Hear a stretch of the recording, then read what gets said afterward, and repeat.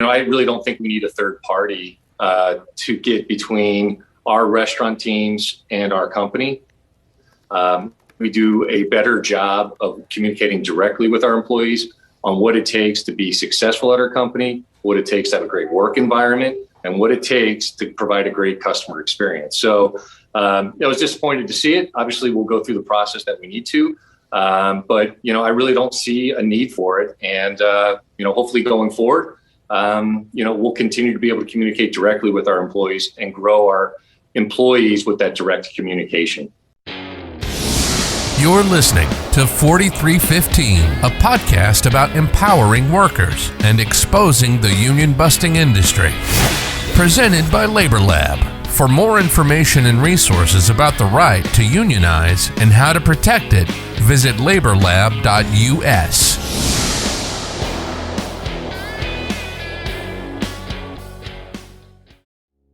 Hi, I'm Brandi Mcnease. I worked at the Chipotle in Augusta, Maine. And I was the co-founder of Chipotle United, the first union to file for election. So in June, the Chipotle location that you worked at filed for a union election with the NLRB. Can you briefly tell us what the reasoning was behind employees wanting to unionize? Sure. Essentially, they were all brand new. Nobody had any training, really. We didn't have any support as far as staffing or equipment or product. And we kind of just felt like we were out there trying to catch whatever money corporate could get without any standards or support or really knowing what anybody was supposed to be doing or how to take care of each other. And we just got tired of working 8-people shifts with 3 people, being screamed at, being blamed for not having product that either didn't come to the store at all or we couldn't prepare because our equipment was down, being shut down. We had gas leaks. We had people working sick and working injured. And eventually it all got to be too much, and we knew that going to a different store wasn't going to make a difference because every restaurant right now is pretty much the same. So we started to fight. What was management's response to the unionization efforts, and what exactly, in terms of union-busting tactics, would you say they were doing? When we walked out, we walked out a week before we petitioned for a union election. And as soon as we walked out, that particular manager that we just discussed got a call from upper management saying, who just walked out? Who was supposed to be on the shift today? Who called out this morning? And who was it that just walked out of the store? So I do want to briefly discuss that audio snippet that you sent me, because to me, it was clear that upper management was essentially interrogating this poor guy. Let me get an understanding of it. So the person that we're going to hear in this audio, he was like a low-level manager?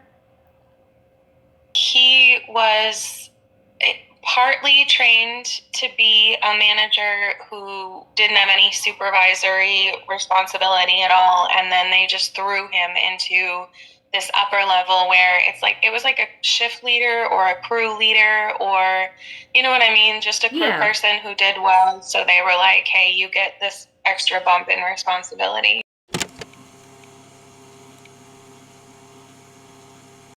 You were on the phone with her. I wouldn't necessarily be able to give like a verbatim statement, absolutely but it was not. that she wanted to know who called out in the morning, who walked out, and then she also wanted to know who I thought of my crew that I had left would actually show up to work and think about cleaning house with everybody but those names.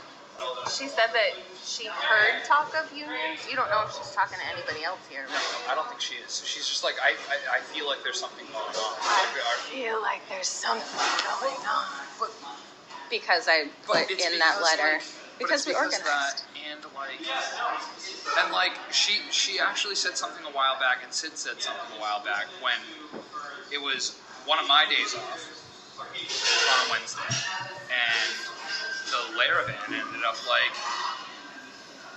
they all didn't want to work that night. They didn't want to work knowing that it was only Alyssa here, and they didn't, like, Alyssa wasn't physically able to do any actual position. It's just really stressful. But she's, you know, she was a manager and she shouldn't have had to. She should have been able to sit in her office and dictate things from there. Right. Which is what our old managers were able to do when we had a full staff. But they didn't want to show up on the days that it was just her and I wasn't there.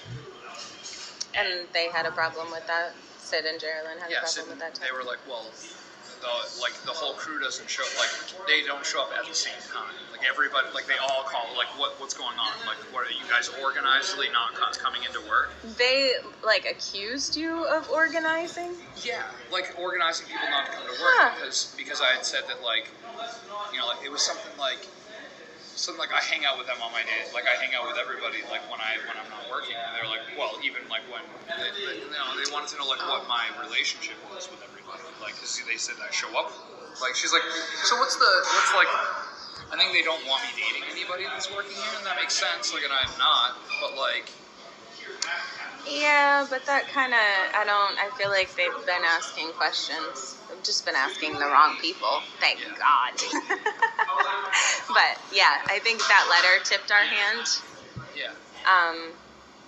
And I'm just interested to see mostly the union busting stuff and the covering their tracks. And, like, the information that they're trying to get out of you, because then we could maybe figure out where they're going with it, but I think I've figured out. I'm worried that everybody sees this and thinks that I'm like being two-faced about this, but it's like, no, like we need you to not be suspicious with them. I'm being straightforward with Geraldine about everything I know that's going on, like about anything that she asked me. I'm straightforward about it. I'm like, yeah, there's union talk. Like, she's like, I'm like, it's definitely something that's been brought up. Why? Like, you think that isn't something that I've heard before? I work at a restaurant where, you know, like, with a bunch of people who feel like they want to work, right? And she's like, well, I've been in management so long that like, it's hard for me to see things like that. But I'm like, it's all like... I've been in management for so long, it's hard for me to see our workers as workers.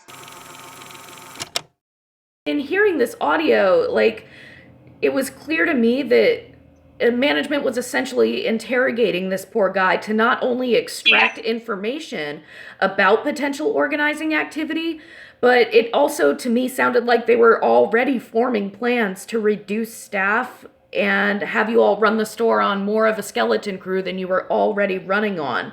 So with that being said, can you tell us more about that, as well as what happened to this employee? Yeah, so he actually worked with me. We worked together at that location before this year. We worked there a couple years ago together. And he was a great guy and super dedicated crew person, and one of those people who would work 80 hours a week if you asked him to. And I think that's why they tapped him to become a manager, was because they knew that he was going to show up anytime and do whatever they wanted him to, because he had that sense of duty toward them. He was also one of our best friends, though, and he was part of our family, and they promoted him and then started expecting him to, like, make people do more. You know, take the people who were working 60 hours a week and then hold them accountable for, like, not sweeping a floor before they left. And that's really what they do at these stores, is that they take one of the family members and then they turn and they expect things out of them that, for our purposes, there were 3 or 4 people who, if not actually lived with him, pretty much they all kind of stayed together. And they would show up those 60, 80-hour weeks that he needed to be working so that he wouldn't get fired. And in response, they wanted him to hold that crew more accountable for the standards that Chipotle wanted. So they knew when they came in, they started asking him questions. Like, they were really trying to make him choose between us and them, and they exploited the fact that he needed this job, he had family to feed, to kind of push him. They wanted him to like spy. I know they wanted him to spy on us. They wanted him to give them information about, who was more active and who he could get info on to use to get rid of us. And he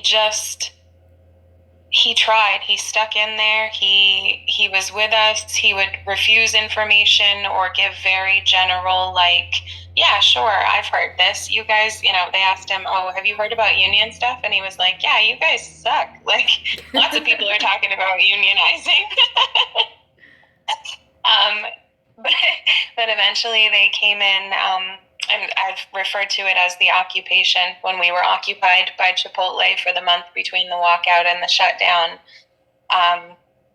They came in and started harassing us and forcing us to work past our capabilities, and he was trying to defend us, and they fired him. It was very divide and conquer. They started picking up things like dress code violations. They said they were going to retrain us, but they put us all through orientation again, and had us sign off on the handbook stuff. So essentially, like, they reoriented us to the things that we agreed to be fired for. And then training was the people who were not very vocally pro-union, the ones that weren't wearing stickers, that sort of thing. They were going through a training in front of house, that was happy and friendly, and people were laughing and joking, and it was this great little situation that they were all in. And then those of us who were supporting the unions were out back receiving training, and I use air quotes there, that was essentially, this is the standard, I'll show you how to do it once, and then I'm going to stand here and yell at you until you get it right. They also hired a separate night crew. They kept us all training on day crew, and then they hired a separate handful of individuals that they only trained at night when everybody else was gone, who also didn't speak English as fluently. Like, their primary language was Spanish. And so they intentionally created this language barrier in addition to the shift barrier, which didn't work out for them because one of my organizing committees speaks 8 languages fluently. So, the restaurant worker who works out back in the kitchen knows 8 languages, and that is something that corporate never expected, because that shows a lot about what they think about us down in the restaurant world. And then, let's see, there was so much. I had a list. I should have just pulled out the list. Let me actually ask you, maybe this will help. So in the captive audience meetings, what were they saying? They were coming in and they were explaining, quote unquote, how we had slipped through the cracks, and how they have all of these awesome programs and systems in place that we just didn't know about. And they're sorry that they failed to tell us, how we could get help, but they were here now and they were going to help us. And then once after the union, after we petitioned for the union, they started to include stuff like, we know a lot of times the union will promise that they can get you a raise or get you benefits, but the union can't make us do anything. We're the only one that can make those promises, and we're the only one that can give you these things, and we want to give you these things. So it was very saccharine sweet to everybody, because they didn't really know who were like the major supporters. Out of 18 of us, there were 14 of us that wore stickers and 4 of us that got into that special little training class. But anyway, the talks with me didn't actually happen.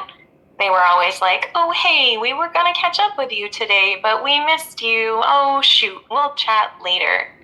I actually never had a sit down other than after we walked out before we petitioned for the union. Everybody else had more than one captive audience meeting. They didn't bother with me. They knew better. I was going to say, it sounds like they kind of knew that there wasn't going to be any convincing you to vote no kind of thing.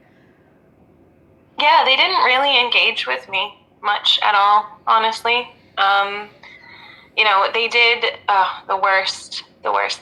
I have a learning disorder when it comes to like being able to read something and then follow it step by step and make sure that the quality of what I'm doing is accurate. And I had talked to them about this. Like, I really want to learn in a way that is somebody training me, that I'm not just reading off of this piece of paper, because I want to make sure that I'm doing this right. Like, we were genuinely asking for help.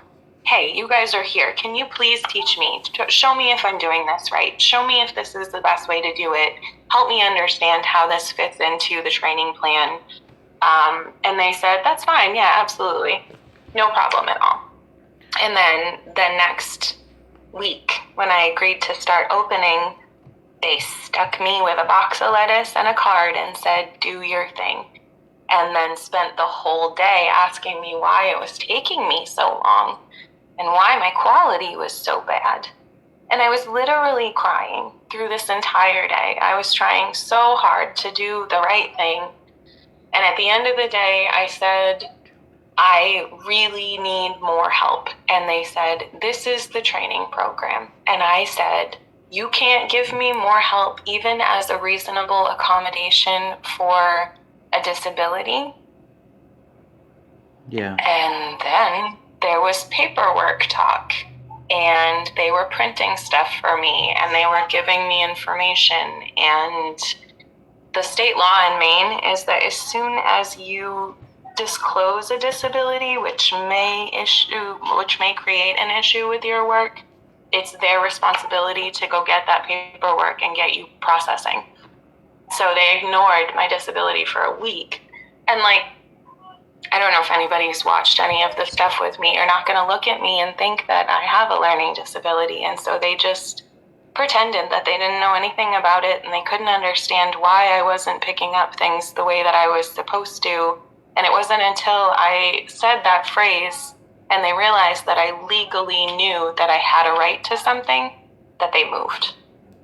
And that was the issue, is that they were going to get away with everything that they could, that they thought that we didn't know that they were allowed to do or weren't allowed to do. Well, that's what I was going to say. Like, that just... Yeah. It's horrifying that, number one, that it took them so long when they're required by law to do this anyway. So, their disregard for that is pretty appalling. But at the end of the day, it doesn't even really sound like you were asking for that much. Just that you were asking somebody to show you how to do the job they're expecting you to do. Mm-hmm. No, I'm sorry. The way that they have their prep set up, and this is something that anybody that works at Chipotle or has worked at Chipotle is going to be nodding their head like it's going to break off. They've started this thing called focused prep, where they've decided that every prep task you do with 2 other people. So everybody gets a chunk of the prep task, and it's like an assembly line. But there's never enough people to do it. You're always doing that thing with only one person.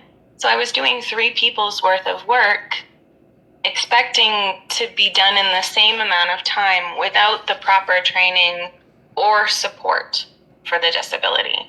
And the thought of somebody else dealing with that makes me cry. I'm almost 40. I'm a big girl. We've dealt with a lot in my life. But thinking about the kids that I work with, my sweet pink-haired babies mm-hmm. in the corner crying because these people are being so horrible, it's inhumane. So let me ask, are you familiar with the law firm that they were using to kind of guide their union busting?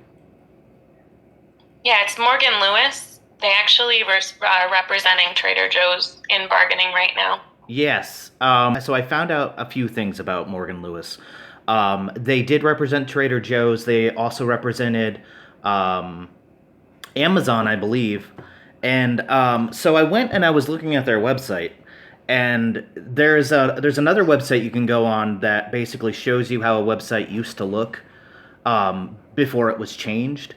And so Morgan Lewis, just a few years ago, their website under the union organizing section said that they assisted employers during union organizing campaigns and related litigation, helped clients promote positive employee relations, and avoid union penetration, and strategically shape bargaining units to minimize potential union organizing victories. That's how it used to look just a few years ago. They've since changed that section to say that they help clients promote positive employee relations. So they took that whole part out about helping avoid union penetration, which is just such a weird way to put it. But just the fact that they're out here talking about strategically shaping bargaining units to minimize union victories, and this is the law firm that they used, Chipotle used, and a lot of other companies use. I just feel like it says a lot, and I just kind of wanted your thoughts on Morgan Lewis generally, and if you had any dealings with them at all, and any thoughts on that. Yeah, in the 3.5 months since we have been shut down, I have had the displeasure of being in contact with those lawyers a few different times. It was their choice to shut down the store because they couldn't figure out how to stop the hearing. And they've just been delaying and delaying and delaying and not answering requests for information, and they just Littler Mendelsohn is the famous one right now because of Starbucks, but they are literally just the same firm. They just are doing the same things. And it's ridiculous to me that Chipotle is we're so dedicated to respecting your union rights when they are employing this. It's like they don't even care if we believe them. They don't care. They're going to say the things that they have to say to get them into black and white for posterity, because hopefully someday somebody reads them and doesn't have any idea what happened, what actually happened. So they're like, oh, Chipotle seems okay. But it's not true at all, even a little bit. Yeah. It's gross. I hate them. I hate that lawyers are allowed to do these things. Why? If it's not legal to union bust, then why are there lawyers allowed to specialize in union busting? Also, unions don't penetrate.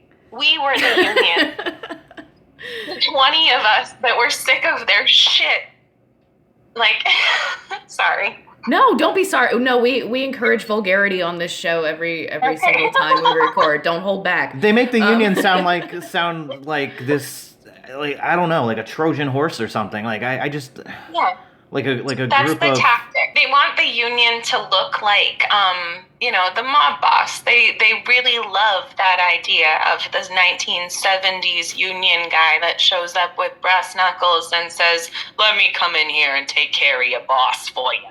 That's not it though.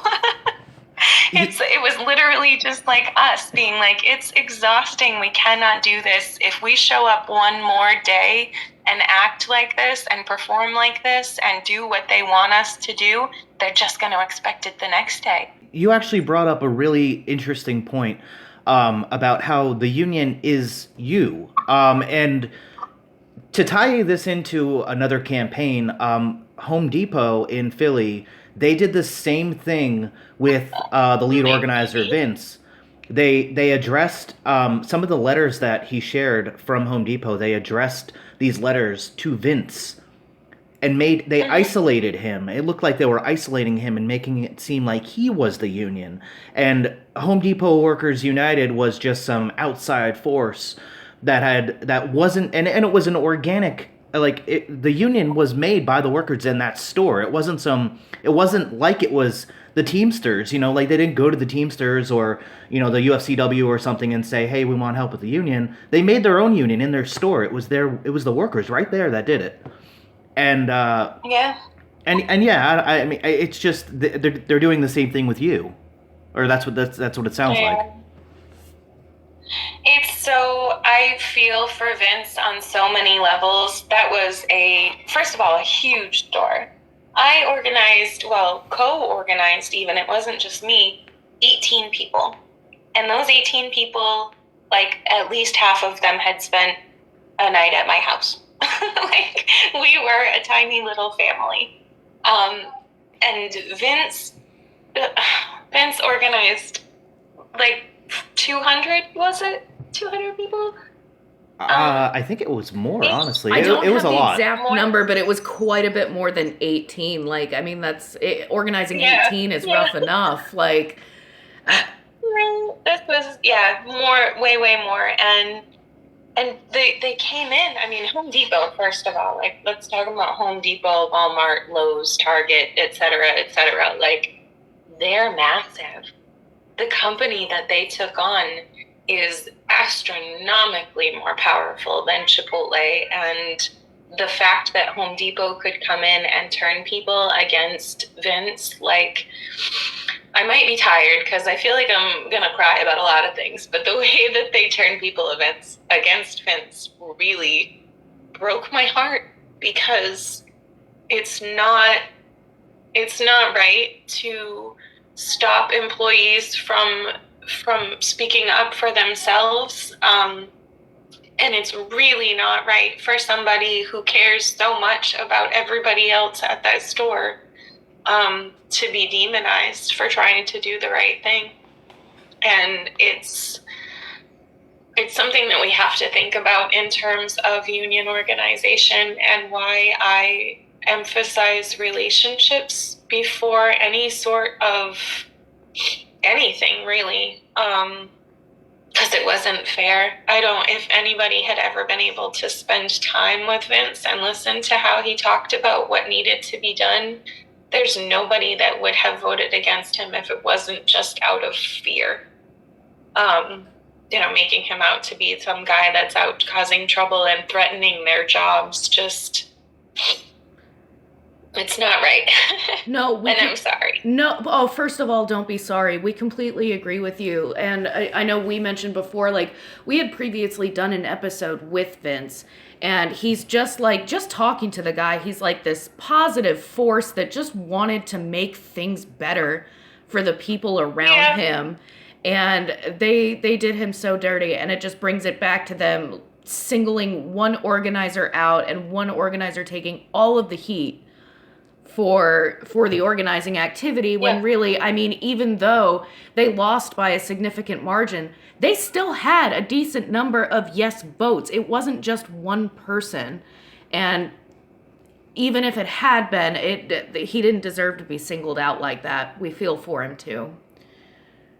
Yeah, I mean, that's the tactic, is going to be create distrust in the organization.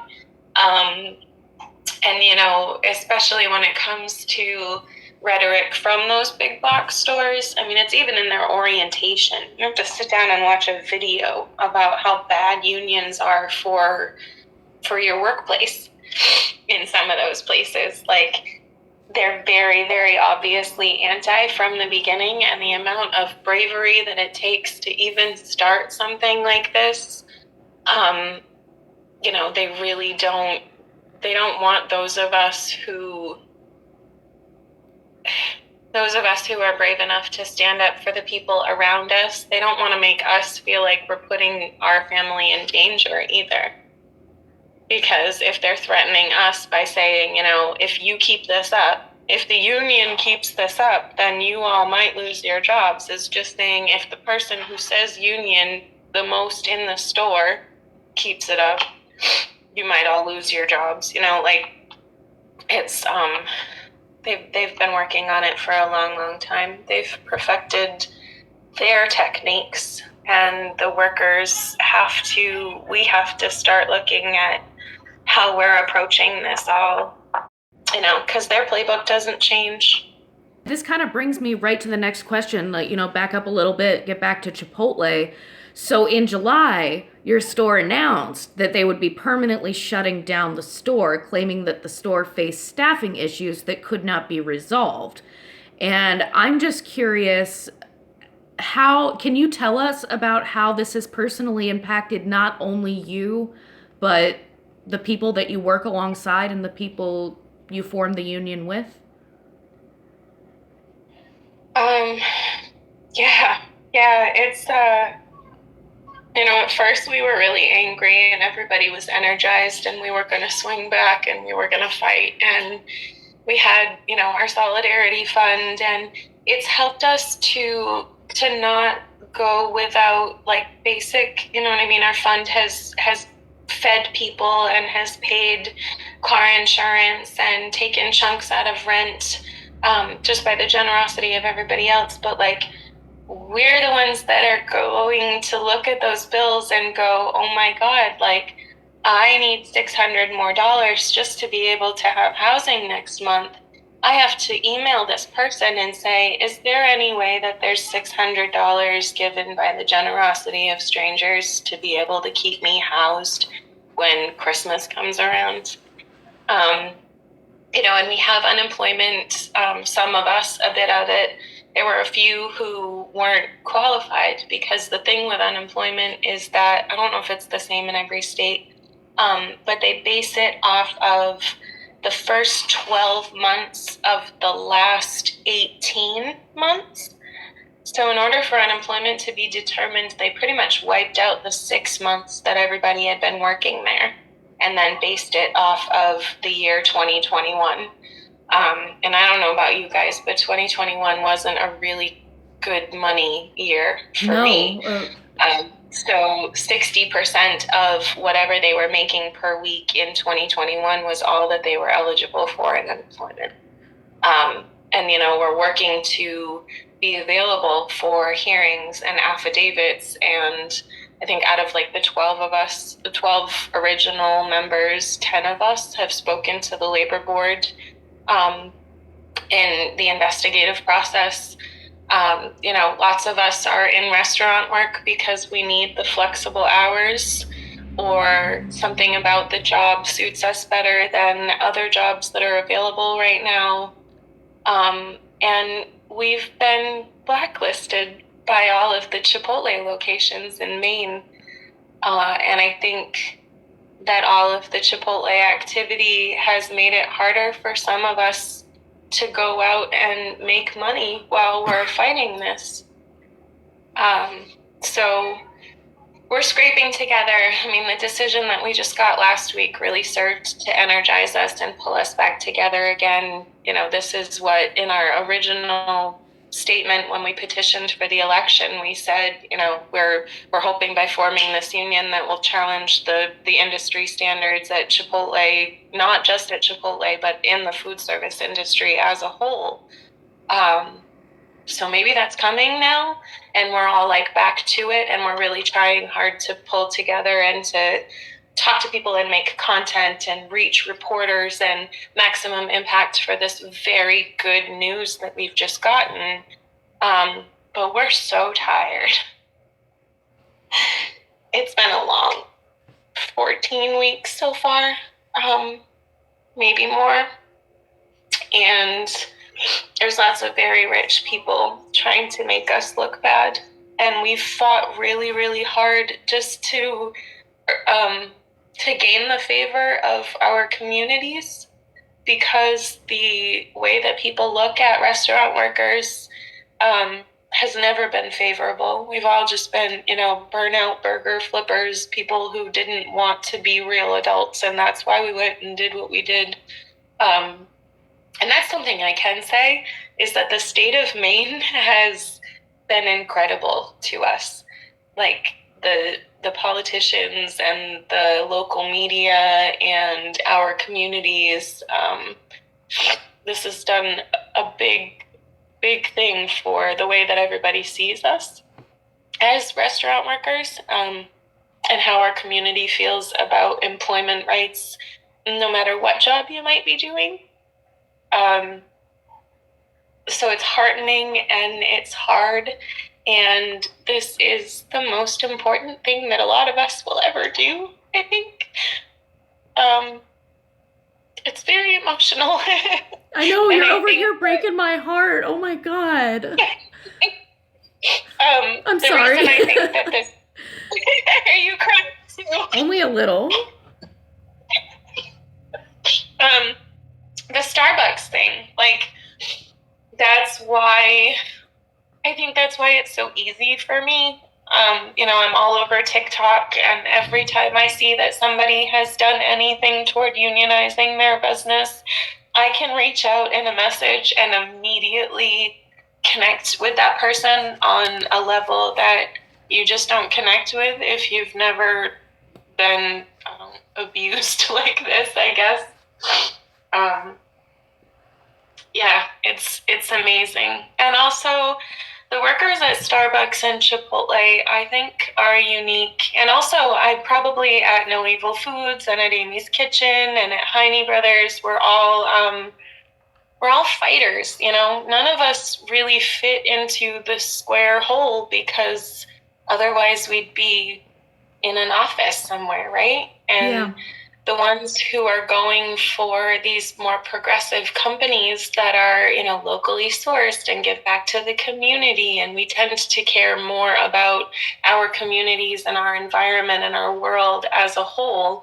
And I know in my Chipotle specifically, and in some of the other Starbucks stores that I've talked to, the crews have been very uniquely, queer and neurodivergent, and we've had to fight forever to be treated like humans, to be treated like we're worth respecting and standing up for and supporting. And we've all had to fight for this recognition and fight for our communities forever. So the fight comes naturally, but it doesn't mean that it's not without emotional consequences.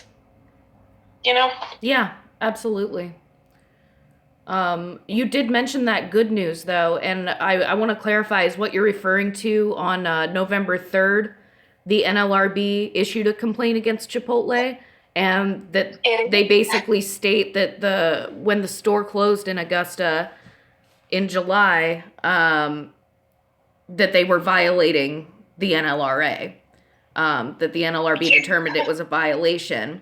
So my question, though, about this is, so while this ruling is obviously a victory for you and your coworkers, have you received any updates about how Chipotle is responding to this? And have you gotten any indication on whether the store will reopen soon and whether you guys will get your jobs back soon, or is it still really up in the air? Well, the thing about Chipotle is that if there's an appeal possible, they're going to take it. The longer they can drag anything out, the better, because they have all the money in the world to pay these lawyers, and every day that we're down here hungry is a better day for them. But on November 3rd, they actually gave us 2 complaints, or they took 2 of our unfair labor practice complaints and merged them into one decision. So it was the closing the store, and then also, the crew and I found out a couple weeks after the store was closed that we couldn't get into the application site for Chipotle's website. We physically couldn't apply for any other jobs under our email addresses. So I made a new account with a new email address. I put in an application. I got a call for an interview. And then the following day, I got a call that the interview was canceled because one of the upper managers had called the store to say, I won't approve her rehire because she had attendance issues at the other store. I didn't.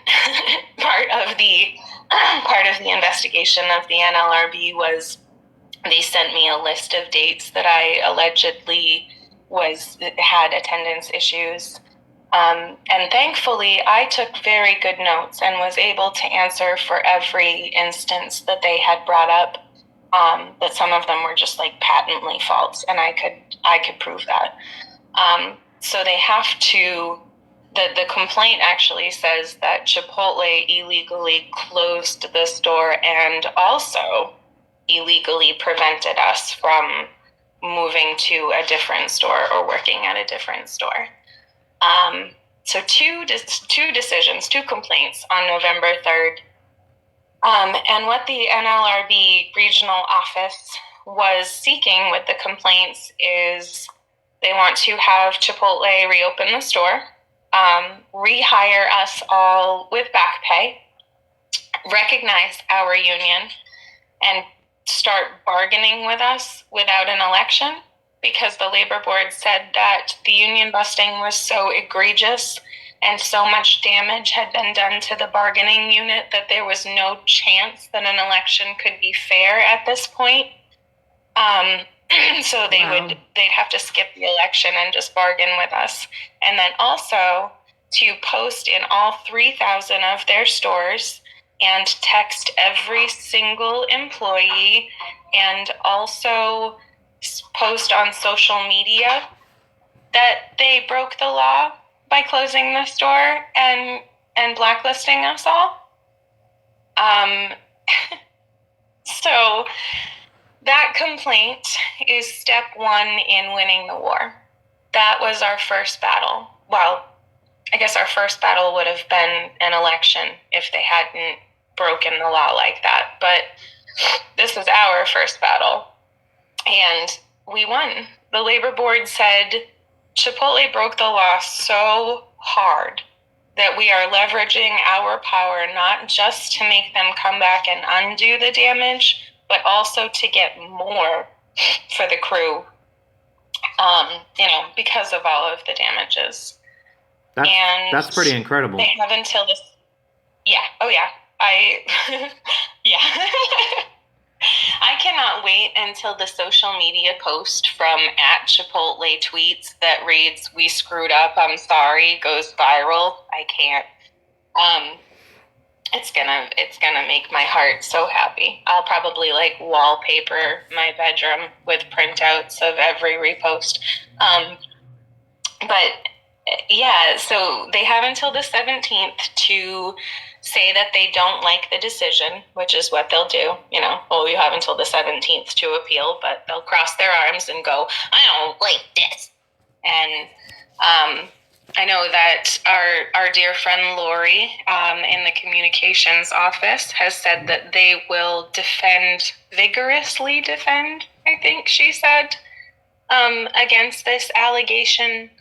So they'll appeal on the 17th. And then I've heard that the Ithaca Starbucks hearing is set for February-ish. So I believe that ours will probably be the same, since we got our decisions at the same time, or roughly around there, February. But in the meantime, while we're waiting for that process, the labor board has also said that they're going to seek a 10J injunction. And what that means is they're going to go to court on our behalf. Like, the labor board is now Chipotle United's legal representation. And they're going to take Chipotle to court to see if they can get them to reopen before we go through the whole hearing process, because they feel that strongly about it.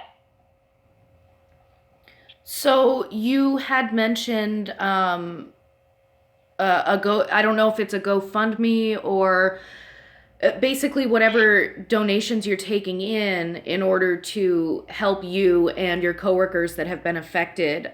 So I guess my question is, what can our listeners do to help? And of course we can link any sort of GoFundMe or thing or fund. We'll definitely link that in the episode description. But what can our listeners do to help, and where can we follow you on social media for updates on not only this situation, but other Chipotle organizing activity? Yeah. Thank you. Thank you for sharing, first of all. It's a solidarity fund, and it's through the Eastern Maine Labor Council. So I don't have the address, but I will send that to you. Okay. As far as showing support right now, we are really just trying to get maximum awareness. We want the news that Chipotle has broken the law by closing the store to be something that every person is aware of across the country. Because so many people are saying, oh, they'll just close the store and walk away. Like, there's this defeatist attitude that corporations can't be held accountable. So the first step to really fueling anything right now is to make sure that all of those people are seeing that it's not hopeless. A lot of the cynicism, I think, comes from just being too scared to hope that something better could happen. So share far and wide and near and everywhere in between. Please just get it out there. I don't know what's happening with Twitter right now, so I'm on there right now. But we are at one Chipotle United. That's the number one, and then Chipotle United. On Instagram at Chipotle United, Facebook as well, and I think TikTok is just Chipotle United also. That about wraps up all of the questions that we had for you. We want to thank you so much for taking the time to talk to us and continuing to fight for not only yourself, but the coworkers around you.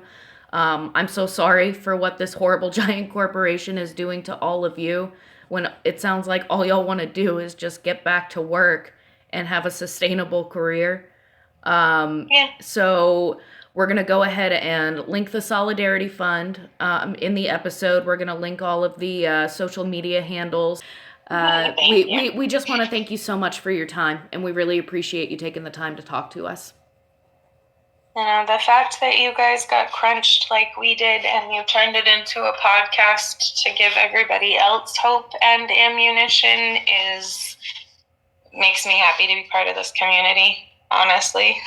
Thank you. Well, that means a lot. Thank you. It means a lot to Keep us updated if anything happens. Yeah, we want an update episode when y'all get your store back. Oh, hell yeah.